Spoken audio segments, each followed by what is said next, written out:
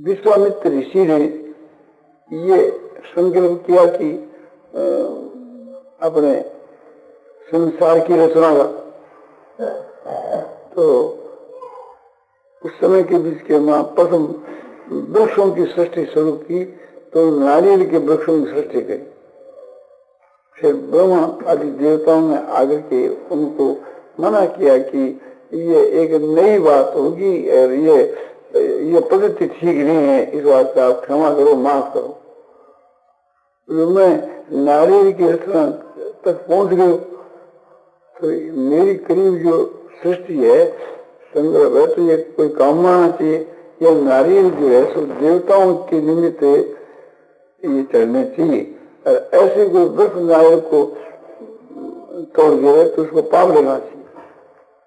तो बोले ऐसा होगा।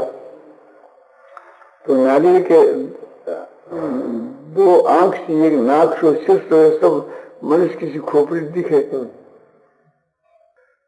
एक प्रकार से यह मुंडी रची थी मन के संकल्प के बल से। विश्वामित्र जी ने उनकी इच्छा हुई थी कि मैं भी ब्रह्मा जी की जो सृष्टि रचूं और उसको इंद्र बनाऊंगा त्रिशंकु ने, क्योंकि त्रिशंकु को मैंने इंद्र लोक में भेज दिया था, तो उसको पदच्युत करके इंद्र ने उसको वापस लौटा दिया। तो मैं दूसरी सृष्टि रच दूंगा, उसका इंद्र इसको बना दूंगा। इस भावना से सृष्टि की रचना शुरू कर दी। संकल्प की बात शास्त्रों में बहुत जलाती है। भगवान श्री कृष्णचंद्र जी के संकल्प की महिमा आपको उस दिन बतलाई थी। जब युद्ध समाप्त हो गया तो भगवान श्री कृष्ण जी ने अर्जुन को कहा कि तुम रथ से पहले उतर जाओ। अर्जुन ने कहा महाराज रोज तो मैं पीछे उतरता हूँ, आप पहले उतरते हो, तो नहीं, आज तुम पहले उतर जाओ, मैं बाद में उतरूंगा। ठीक है। तो भगवान के वचनों में श्रद्धा है, तो एक प्रकार से उतरे। उतरने के बाद साथ में भगवान को ये उतरने के साथ वो रथ सो जलकर भस्म हो गया अग्नि से। अर्जुन ने पूछा महाराज ये क्या बात है कि ये रथ कैसे ले गया? बोला भैया जिस वक्त में घोर युद्ध रहा, भीष्म की बाणों की वर्षा हुई, उस वक्त में रथ तो जल गया था, किंतु मैं अपने संकल्प से इसको धारण कर गया था, इसलिए तुम लोगों की दृष्टि के मां ये नहीं जला। तुम लोगों की दृष्टि में अब जल रहा है, और वो पहले ही जल गया था। मैंने ये दृढ़ संकल्प कर लिया था कि जब तक ये युद्ध हो तब तक ये रथ ऐसा कैसे काम है, तो मेरे संकल्प के बल के प्रभाव से थी ये अर्थ जो का तुम आपने बड़ा था। जैसे भगवान के संकल्प का बल है, ऐसे भक्तों के संकल्प का बल है, ऐसे योगियों के संकल्प का बल है। जिसका संकल्प सत्य हो जाता है, जिसका संकल्प क्षमा त्यागता आ जाती है, तो उसकी यही बात है। हम लोग यदि सत्संकल्प हो जाए तो यह त्यागत हम लोगों के मार जाती। तो एक विद्या है। जैसे अर्जुन के बीच के मां एक विद्या थी, कृष्ण जी में थी, सब में कोई में कुछ विद्या थी, तो भगवान के मां तो सभी विद्या है।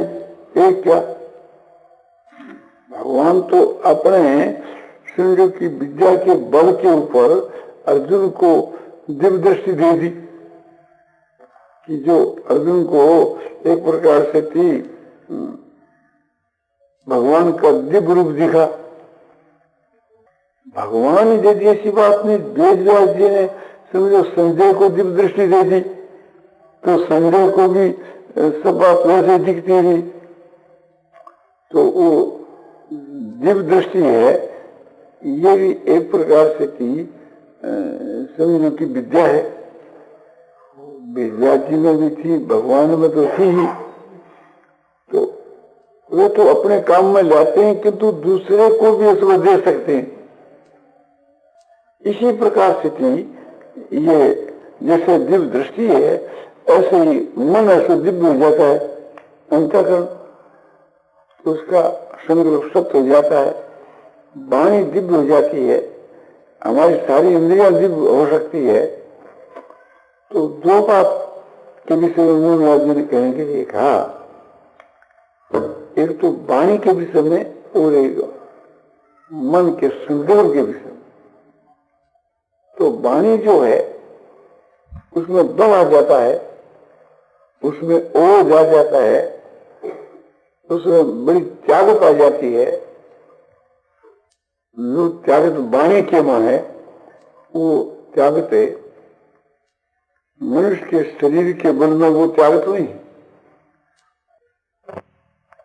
वाणी और मन की शक्ति के विषय का प्रवचन श्रद्धेय श्री जयदयाल जीवन का द्वारा मिति कार्तिक शुक्ला त्रयोदशी संवत 2014 तदनुसार तारीख 5/11/57 को प्रातः काल 8 बजे करीब पूज्य श्री घनश्याम दास जी जालान के घर पर साहेबगंज गोरखपुर में दिया गया।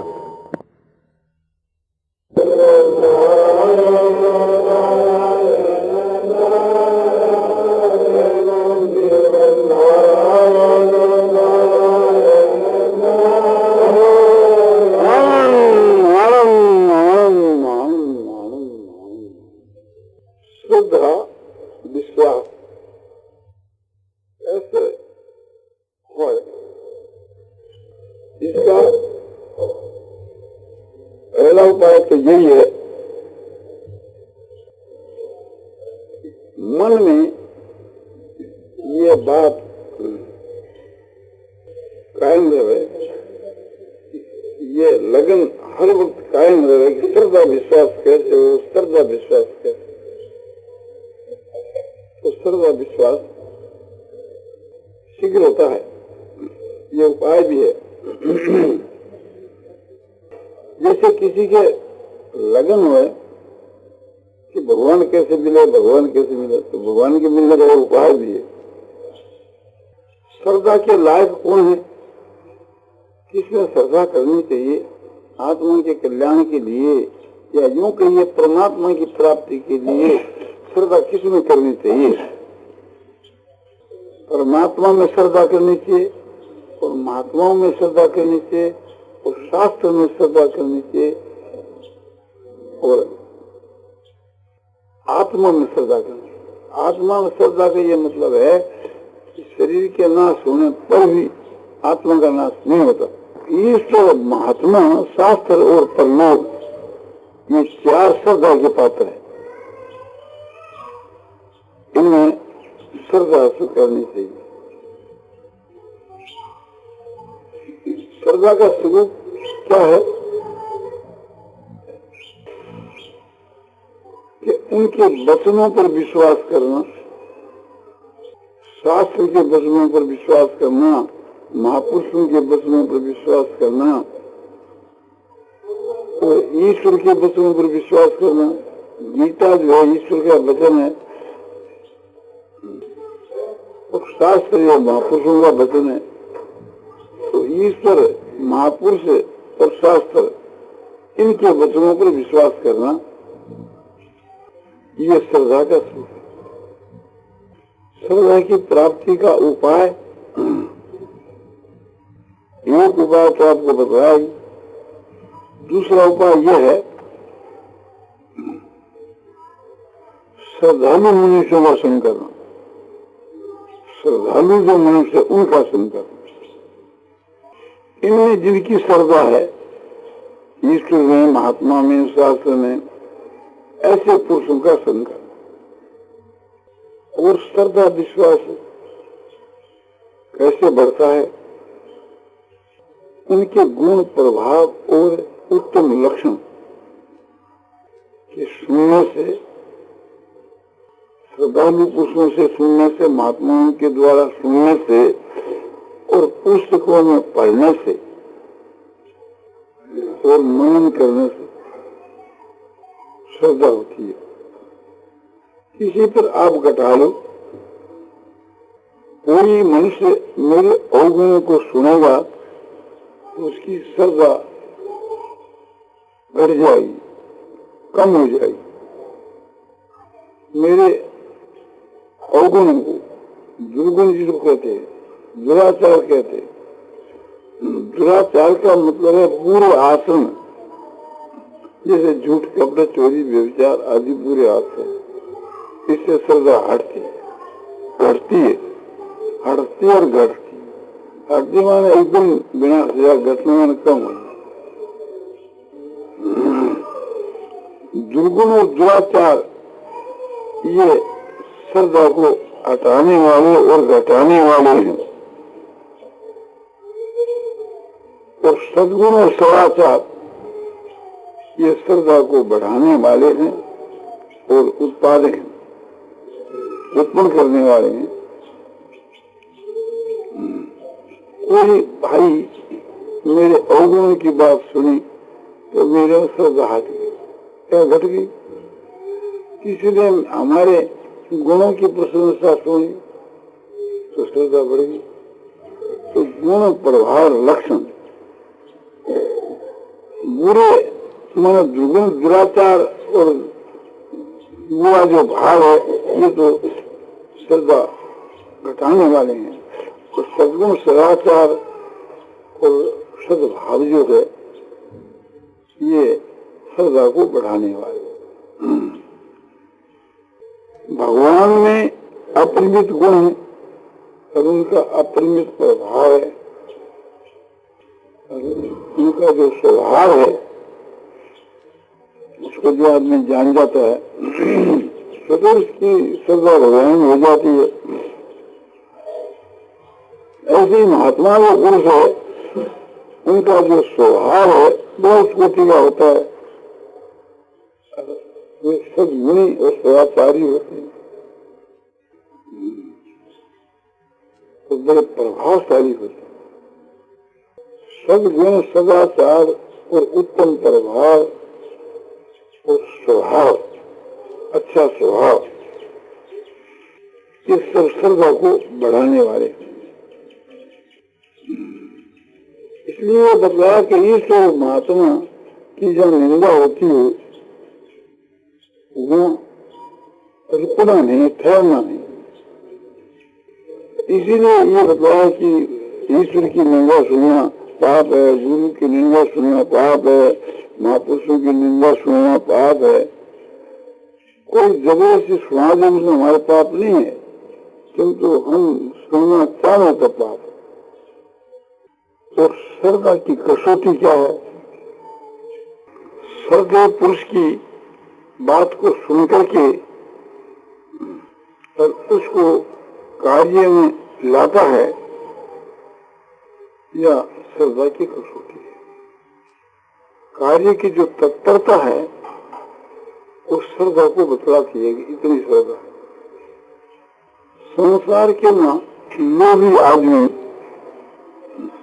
रुपयों का लोभी, सुन लेता है कि इस काम के करने से रुपये मिलेंगे तो उस काम के लिए वो तत्पर हो जाता है। जिसमें आशा कम हो जाती है उसकी तत्परता में कमी आ जाती है।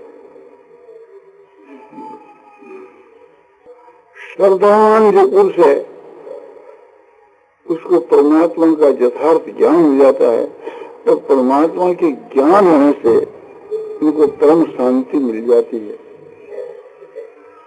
अब श्रद्धा उसकी कितनी है ये तत्परता से जानी जाती है, इंद्रिय और मन के संयम से जानी जाती है। भगवान गीता में कहते हैं,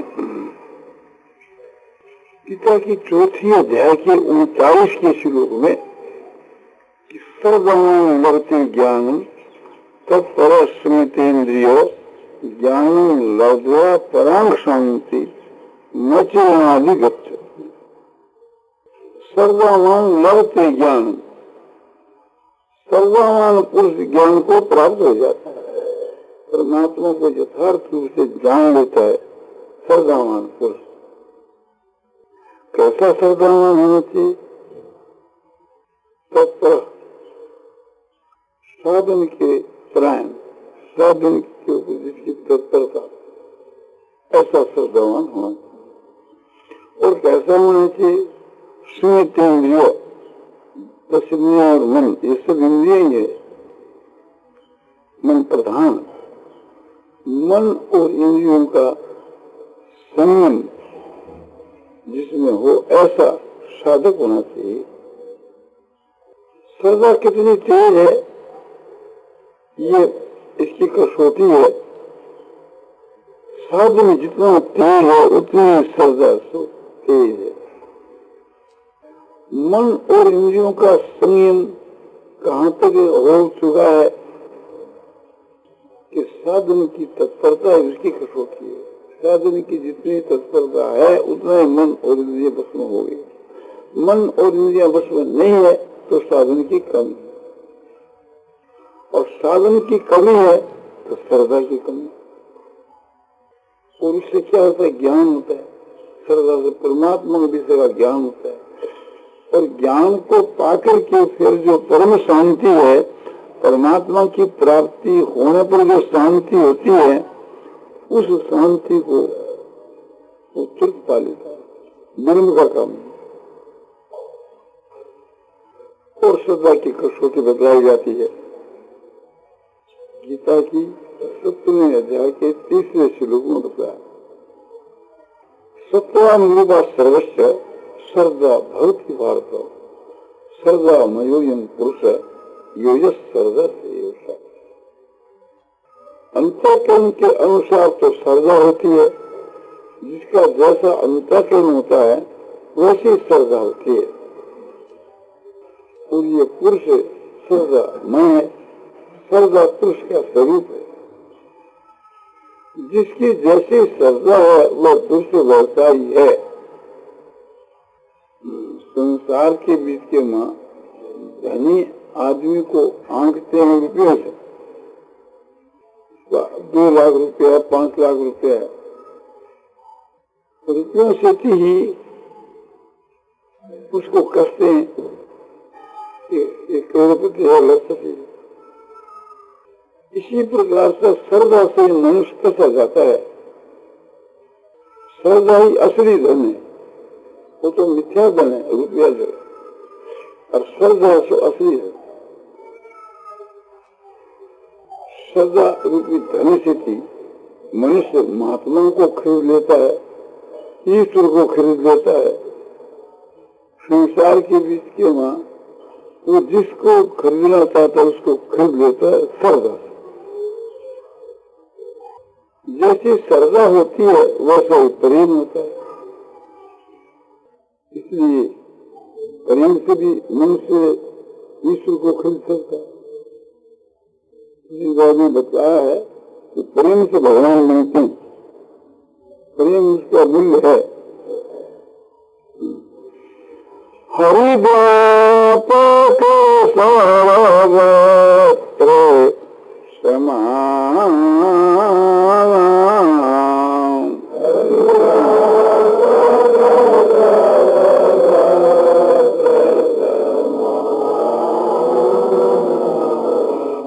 प्रेम से प्रगट होहि में जाना।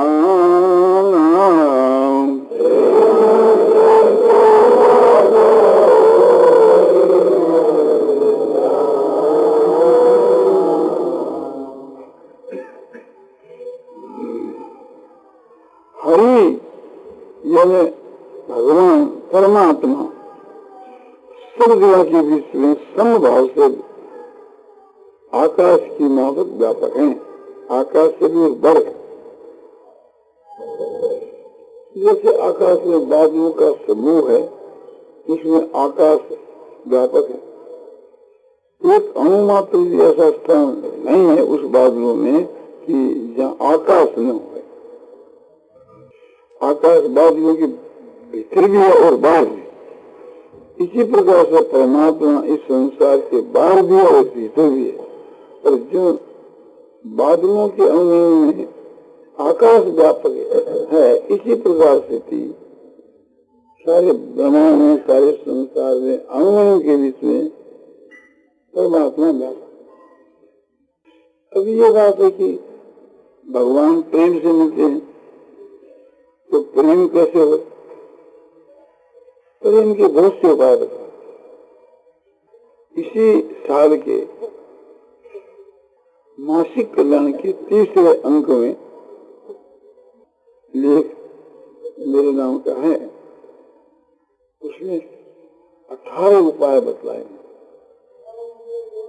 प्रेम की प्राप्ति के, प्रेम की वृद्धि के। उनमें एक भी धारण कर ले गए तो भगवान में प्रेम हो जाता है। साधारण सा बात यह है कि सत्संग करने से भगवान में प्रेम होता है, भजन करने से, नाम का जप करने से भगवान में प्रेम होता है। ये साधारण प्रसिद्ध बात है। तुलसीदास भी कह रहे हैं,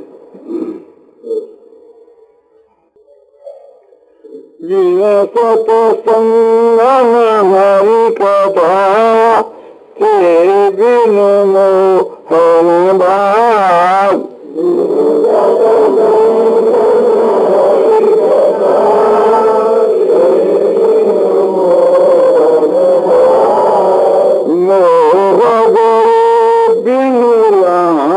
पद हो बिन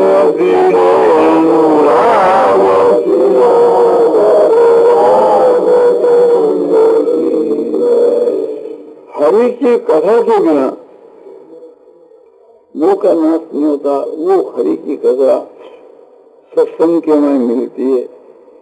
सत्संग संग होता है, वहीं हरि की चर्चा चलती है। तो सत्संग के बिना तो भगवान की चर्चा, हरि की कथा नहीं मिलती। हरि की चर्चा के बिना मोह जो अज्ञान, इसका नाश नहीं।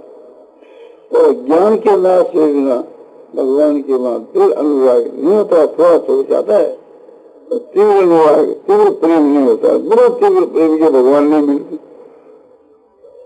तो भगवान के मिलने का उपाय है प्रेम। प्रेम की उत्पत्ति का उपाय है भगवान का भजन, सत्संग। भजन की, सत्संग की बता दी, भजन की नाम जप की आपको बताई जाती है। सुमरिए नाम रूप बिनु देखे,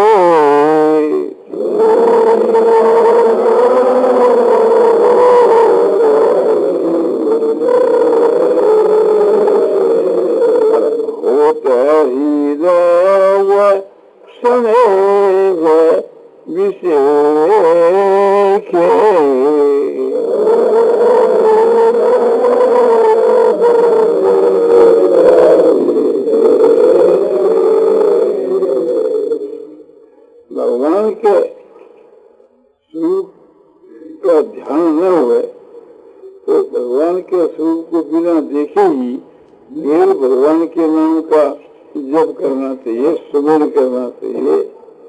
मन से भगवान के नाम का सुमन करना चाहिए। तो हृदय के बीच के वहाँ भगवान के प्रति विशेष प्रेम हो जाता है। और श्रद्धा होने से भी प्रेम होता है। बिना प्रतीति न हो प्रीति, बिना विश्वासी बिना प्रेम नहीं होता। और श्रद्धा का उपाय ये भी है,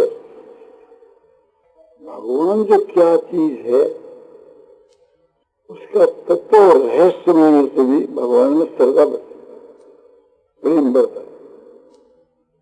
भगवान के गुण और प्रभाव के ना, भगवान के गुण और प्रभाव के ना प्रवेश होकर के उसका भी तत्व रहस्य हमको समझना चाहिए।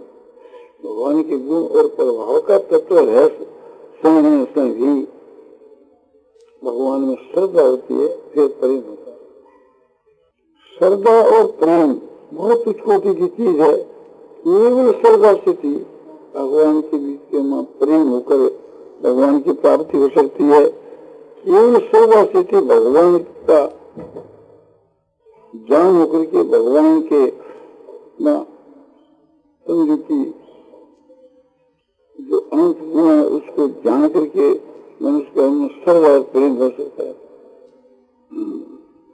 भगवान का जो नाम है, गुण है, प्रभाव है, लीला है, भगवान का जो स्वरूप है, भगवान की महिमा, इन सब का तत्व रह जानने से थी भगवान के मां श्रद्धा होकर के वो अनंत और विशुद्ध प्रेम हो सकता है। भगवान के जो श्रद्धालु प्रेमी भक्त है, उनके स्वरूप से भी भगवान के बीच में परम श्रद्धा और परम प्रेम हो सकता है। इसलिए हम लोगों को